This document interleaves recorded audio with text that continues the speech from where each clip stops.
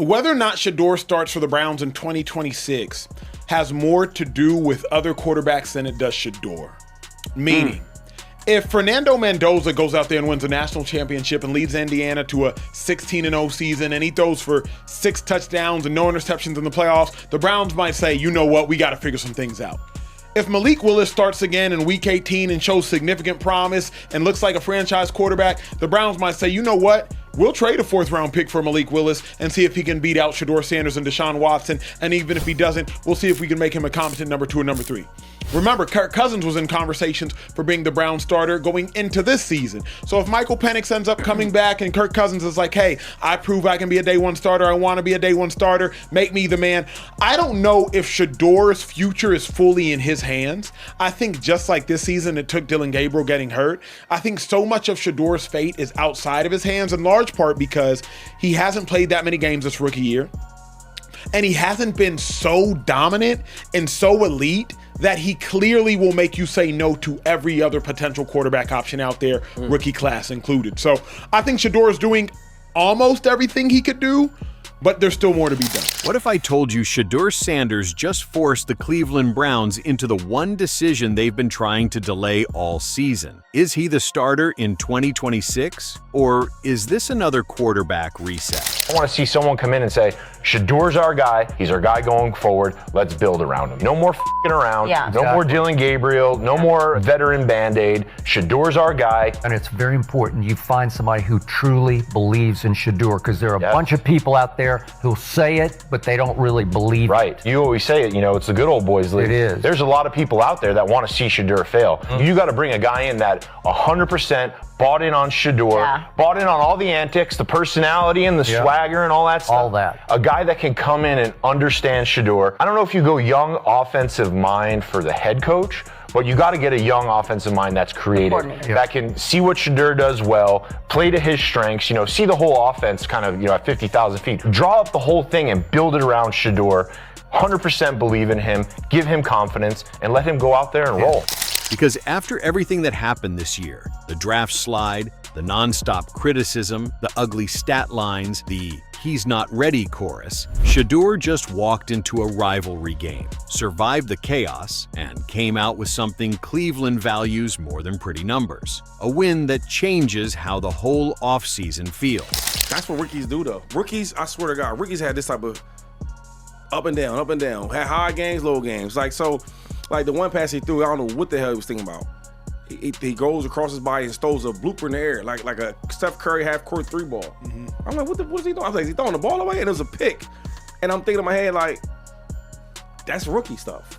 That's simple rookie stuff. The touchdown he had, another ball. I'm like, where was he throwing it? Then he's a touchdown. I'm like, okay, but that's rookie stuff. Some rookies make crazy passes because that's what rookies do. Some rookies get crazy with always trying to scramble. Jackson Dart.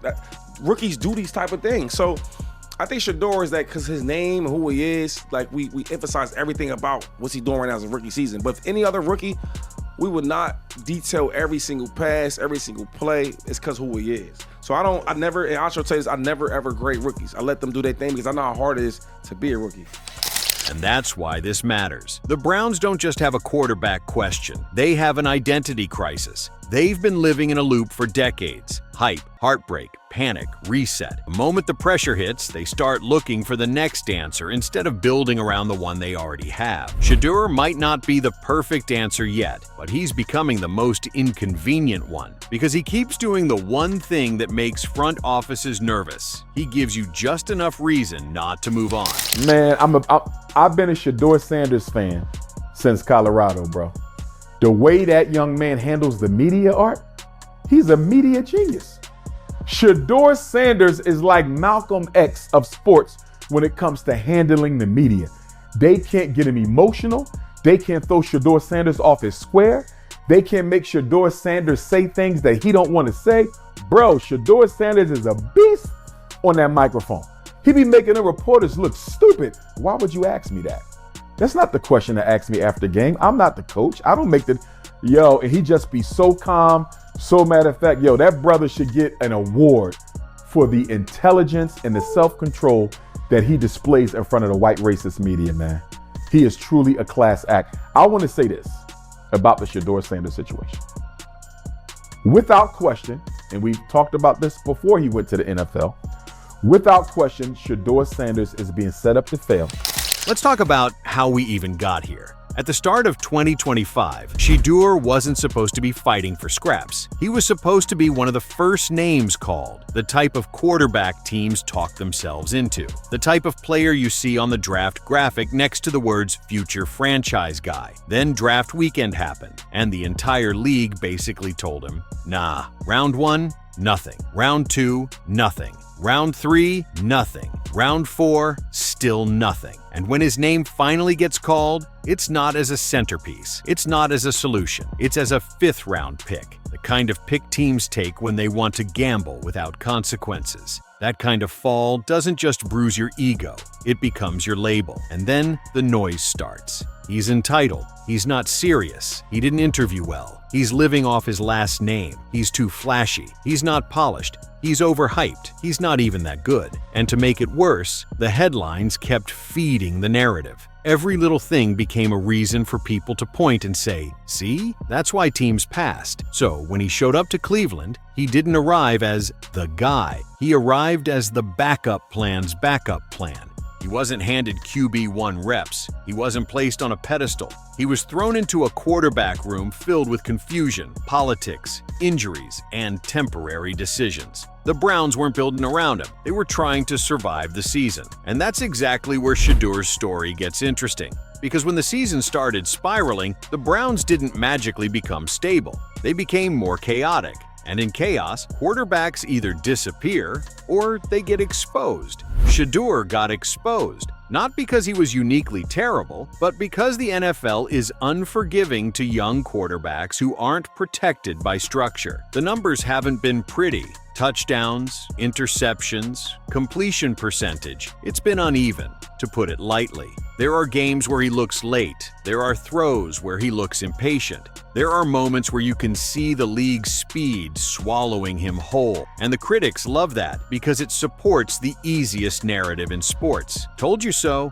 But here's what the critics ignore. Cleveland has been so broken offensively that even veteran quarterbacks look confused in it. So the real question isn't, is Shaduer perfect? The real question is Shaduer showing enough to justify building a real offense around him next year? And that question got louder after the Steelers game, because that game wasn't a highlight reel. It wasn't a clean masterpiece. It wasn't one of those stat-padding performances that looks pretty on social media. It was a division fistfight, and Shaduer did what young quarterbacks have to do to keep their job alive. He gave the team enough early control to survive, and he didn't fold when the game got ugly. Even with mistakes, even with interceptions, even with the offense stalling later, he didn't collapse. He didn't turn the game into a meltdown. He took a rivalry game against a team Cleveland hates, and he walked away with a win. And in Cleveland, that kind of win is currency. It buys time, it buys patience, it buys belief. And most importantly, it forces the Browns to consider something they don't like considering. What if we actually develop this guy instead of replacing him? Because here's the truth. Cleveland loves the idea of the next quarterback until the bill comes due. If you're drafting at the top, it feels simple. Just grab the shiny new prospect and sell hope again. But once you slide down the board, things change. Suddenly, you're not picking first. You're not guaranteed access to the quarterback you want. Now, you have to start asking ugly questions. Do we trade up and burn draft capital? Do we take a quarterback we're not completely sold on just because we feel pressured? Do we keep Shaduer and build a roster? That's where this turns from a football story into a franchise story. Because the Browns aren't just choosing a quarterback, they're choosing a strategy.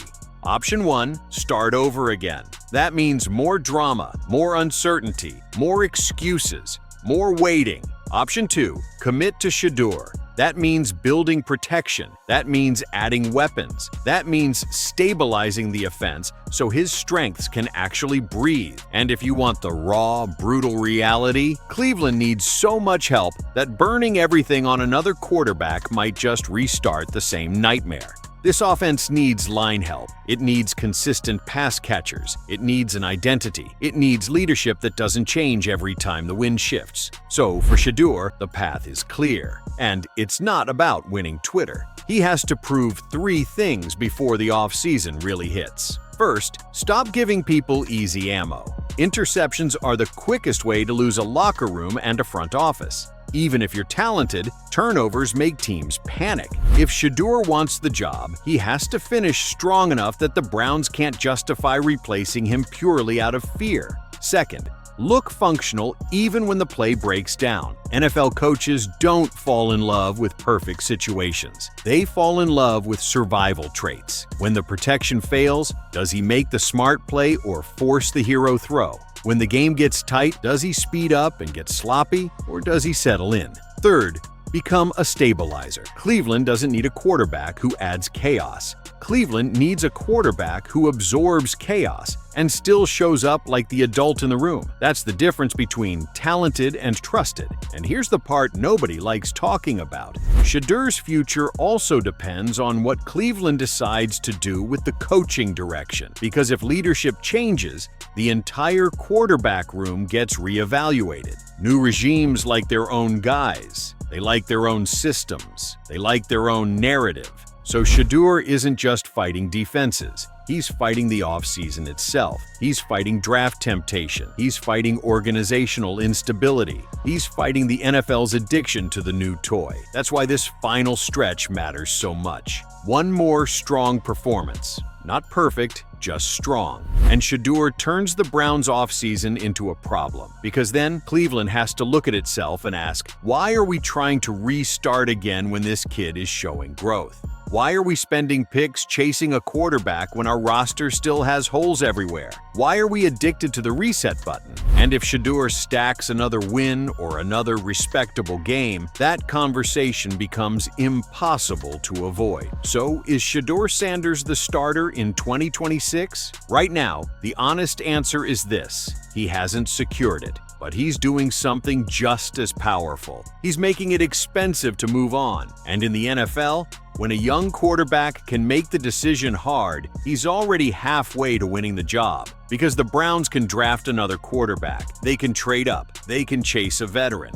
But if Shaduer keeps showing growth in real games, the front office is going to feel the pressure from every direction. Fans, locker room, media, and the simple reality that rebuilding the roster might matter more than replacing the quarterback. And that's why Week 18 isn't just another game. It's a job interview. It's a referendum. It's Shedeur Sanders looking the Browns in the face and saying, if you want to start over again, you better be sure.